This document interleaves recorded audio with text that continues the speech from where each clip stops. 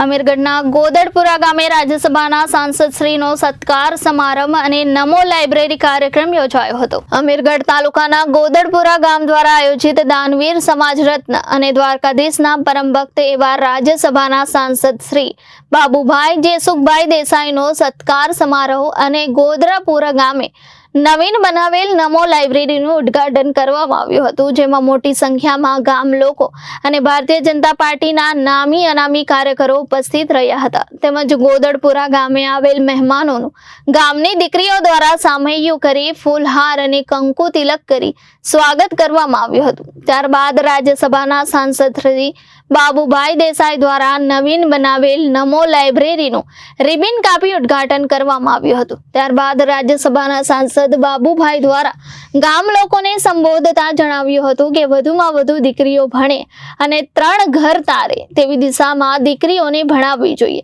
અને દીકરીઓ શિક્ષિત બને તો આવનારી પેઢીઓ પણ શિક્ષિત બનશે।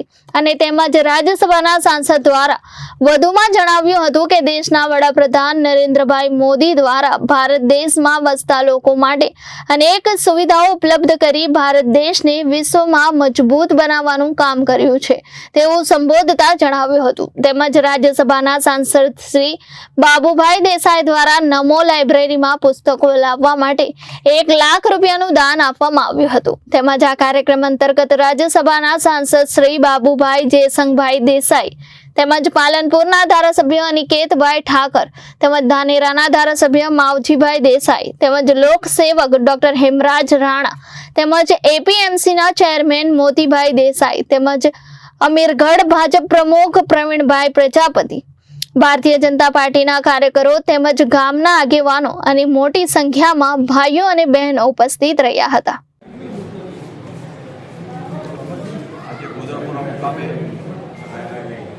નમો લાઇબ્રેરીના ઉદ્ઘાટન પ્રસંગે આવવાનું થયું છે, ગ્રામજનોને મળવાનું થયું, સાથે સાથે ટ્રાઇબલ એરિયાની 5 સ્ટાર એકલવ્ય સ્કૂલ જોવાનું પણ એક અવસર મળ્યો છે। આ કામ જોઈ અને સરકારને ખૂબ ખૂબ અભિનંદન આપું છું, કારણ કે 5 સ્ટાર છે કલ્ચર ટાઈપની જે સ્કૂલ જે છે અને એની અંદર જે દીકરીઓ ભણી રહી છે એ દીકરીઓના ભવિષ્ય બહુ સુંદર બનશે। પ્રિન્સિપાલ સાથે વાત થઈ, એમને પણ એમની એક અભિગમ છે એને પણ અભિનંદન આપું છું। આ વિસ્તાર ટ્રાઇબલ વિસ્તારની અંદર આ શૈક્ષણિક કાર્યો દ્વારા જે સમાજનો જે વર્ગ છે આર્થિક રીતે પછાત હોય, સામાજિક રીતે પછાત હોય, શિક્ષણથી પછાત હોય એવા વર્ગોને જે જનતાના હરોળમાં લાવવાનું કામ આ ભારતીય જનતા પાર્ટીની ડબલ એન્જિનવાળી સરકાર કામ કરી રહી છે। લાઇબ્રેરી દ્વારા સર્વેને શુભકામનાઓ આપું છું। નવરાત્રિનું પર્વ છે, સમગ્ર સનાતન ધર્મ પ્રેમીઓને નવરાત્રિની શુભકામનાઓ આપું છું। અને નવરાત્રિના પર્વ સાથે તન મન ધનથી આપણે સ્વચ્છ બનતા હોઈએ છીએ, એમ આપણા લોકલાડીલા વડાપ્રધાન શ્રી નરેન્દ્રભાઈ મોદીએ જે સ્વચ્છતા અભિયાનનું જે આંદોલન ચલાવ્યું છે, જન આંદોલન છે, એને પણ આપણે બધાએ સહર્ષ સ્વીકારી જન આંદોલન આપણું દરેકનું કર્મ બની જાય એવી આશા અને અપેક્ષા રાખું।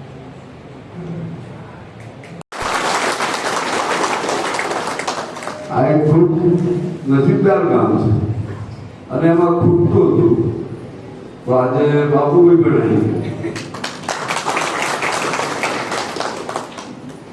મિત્રો રાજ્યસભાના સાંસદ કહું એ અને મોદી સાહેબ તેની પસંદગી કરે, નરેન્દ્રભાઈ મોદી જયારે ચારણી મારતા હોય ને અને એમની પસંદગીમાં કોઈ વ્યક્તિ આવે એટલે પહેલું તો 100% સોનું છે એમ ખબર પડી જાય। આજે હું સવારે એમની સાથે પાલનપુરથી બેઠો ને ત્યારે એમની હાથમાં માળા હતી, તો આપણી ગાંધી વાત પણ જાય એમની હાથમાં માળા હતી। હવે એક રાજપુરુષ, એક રાજનીતિના જીવનની અંદર સમગ્ર સમાજ માટે જે નીકળ્યો છે એવો વ્યક્તિ પ્રભુ સ્મરણની એની નિત્ય ક્રિયા પોતાના વાહનની અંદર કરતો હોય, આવું મેં પહેલી વાર દેખ્યું। એટલે આપણે મોદી સાહેબને પણ એટલા ધન્યવાદ આપીએ છીએ કે રાજ્યસભાના સાંસદ એટલે અમારા 182 જેટલા ધારાસભ્યોએ પોતાનું વોટિંગ કરવાનું હોય અને એની અંદરથી આપણને રાજ્યસભાના સાંસદ મળતા હોય.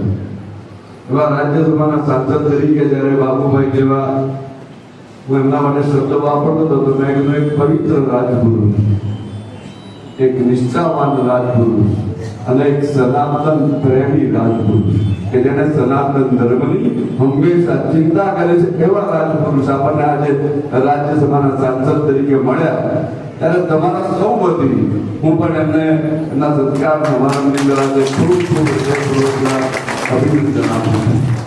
અને બનાસકાંઠાના ખાસ કરીને પાલનપુરના એમએલએ તરીકે પણ હું મારી જાતને એક સૌભાગ્યવાન માનું છું કે બનાસકાંઠામાંથી આપણને આટલું નિર્મળ વ્યક્તિત્વ એક રાજ્યસભાના સાંસદ તરીકે મળ્યું છે. અને આજે સવારે મેં પહેલું કામ નમો લાઇબ્રેરીનું ઉદઘાટન કર્યું. મિત્રો, ભૂપેન્દ્રભાઈની સરકાર હોય કે નરેન્દ્રભાઈની સરકાર હોય, જે લોકો બૂમો પાડે છે ને એમને આપણા ગામમાં લાવવા જોઈએ. એમને એકલવ્ય સ્કૂલ દેખાડવી જોઈએ.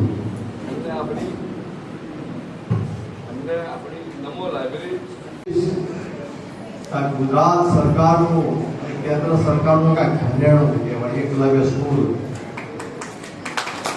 આ જોઈને જ આનંદ થાય અને આ જોયા પછી જ એમ થાય કે તમને પોતાને એમ થાય કે નરેન્દ્રભાઈ આપણે ભૂપેન્દ્રભાઈ કેવા કામો કરે.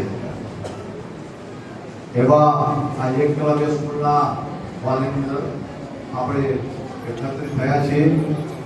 આ સન્માન સમારંભ બાબુભાઈનો, બાપજીભાઈનો, આપણા ધારાસભ્ય શ્રી અનિકેતભાઈનો નથી, પણ આ સન્માન સમારંભ ગોદડપુરાની ગ્રામ જનતાનો પ્રેમ અને લાગણી એટલે આ તમારી પ્રેમ અને લાગણીને બહુ હૃદયપૂર્વક સ્વીકારું છું અને એને વંદન કરું. આ પ્રસંગે ઉપસ્થિત પાલનપુરના ધારાસભ્ય શ્રી અનિકેતભાઈ, ધાનેરાના ધારાસભ્ય શ્રી બાપજીભાઈ, એપીએમસીના ચેરમેન મોતીભાઈ, હેમરતભાઈ, પ્રવીણભાઈ, જયેશભાઈ, નાગજીભાઈ, અન્ય મંચસ્થ મહાનુભાવો રાજુભાઈ અને એમની ટીમને ખૂબ ખૂબ અભિનંદન. નાગજીભાઈ બહુ સુંદર વાત કરી,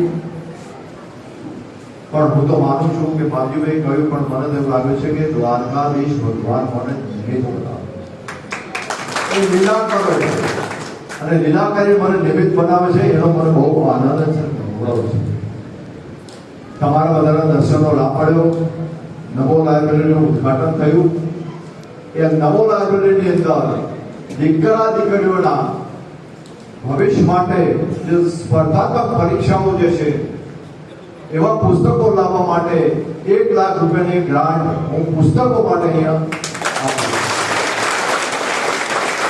સ્પર્ધાત્મક પરીક્ષાઓ માટે 1 લાખ રૂપિયા, જેથી કરીને દીકરા દીકરી આ સમયની અંદર સમય 21મી સદીનો છે, ટેકનોલોજીનો સમય છે, જ્ઞાન અને વિજ્ઞાનની સદી છે. એની સાથે આપણે જવું પડશે. અમારા સમાજે મને પાઘડી પહેરાવી અને સાથે સાથે લાકડી આપે, પણ હું આ લાકડીનું બિરુદ એક અલગ આપું છું કે અમારી સમાજનો દીકરો પણ બગડાની અંદર જ્યારે ગાયો ચારતો હોય કે ભેંસો ચારતો કે ઓઢિયો ચારતો હોય, ઘીટા બગડા ચારતો હોય, અને એની અંદર જે લાકડી હોય ને એ લાકડીની અંદર એટલી બધી તાકાત છે કે ખેતરની અંદર કામ કરતી બેન દીકરી હોય અને રબારી સમાજનો, માલધારી સમાજનો દીકરો આ પશુ ચારતો હોય તો દીકરીને સંપૂર્ણ વિશ્વાસ હોય છે કે આ લાકડીની તાકાતથી કોઈની તાકાત નથી કે મારા ચારિત્ર ઉપર કે મારી પર ભોગરો કરી શકે. લાકડીની એટલી તાકાત છે. લાકડીથી સમય બદલાયો છે જેની અંદર સમજણ નથી. પશુ, ગાય, ભેંસ, ગાય તો બહુ સેન્સિટિવ સમજણ વાળી છે એટલે તો આપણે ગાય માતા કહીએ છીએ. 33 કોટી દેવતાઓ છે, પણ ખેટા બકરા ઊંટ અને સમજણ ના હોય, પણ એ જ લાકડીથી આપણે બધા ધંધા માટે ગયો ત્યારે સૌથી પહેલા બાબુભાઈ મને મળેલ. બાબુભાઈએ એમની પોતાની જે ઓફિસ દુકાન હતી એની અંદર મને ઓફિસ કરવા માટે કે બાબુભાઈ તમે અહીંયા ધંધાની શરૂઆત કરો એવી આંગળી પકડવાનું કામ કર્યું હતું. આવા અનેક સમાજ અને સર્વ સમાજના દીકરાઓને વેપાર હોય, ધંધો હોય, આવા અનેક પ્રકારે એમને ઉપયોગી થયા. શિક્ષણની વાત કરીએ તો આપણે હરદભાઈ વાત કરી એ પ્રકારે શિક્ષણમાં પણ પાટણની અંદર કન્યા છાત્રાલય, હોસ્ટેલ, સ્કૂલ એક પ્રકારે રેક હોય તો રેકની અંદર પણ ખૂબ મોટું દાન કર્યું અને પછી ફરીથી પાછી દીકરીઓ માટેની કન્યા છાત્રાલય બનાવી છે. એના માટે સરકારે જમીન આપી, એમાં 13 કરોડ રૂપિયા પ્રીમિયમ ભરવાનું થયું સરકારને. તો એની અંદર પણ બાબુભાઈએ એ મોટી રકમ ભરીને અમદાવાદની અંદર વિષ્ણુદેવી સર્કલ ઉપર આપણી દીકરીઓ ભવિષ્યમાં ભણી શકે એ માટે જગ્યા રાખી. હવે આખા ગુજરાતની વાત કરું છું, દરેક જિલ્લાએ, દરેક તાલુકાએ, આપણા બનાસકાંઠાની અંદર પણ આપણે જે ડીસા ખાતે મોટું સંકુલ બનાવી રહ્યા છે એની અંદર. રિપોર્ટર ભરત પટેલ, જનાદેશ ન્યૂઝ, બનાસકાંઠા.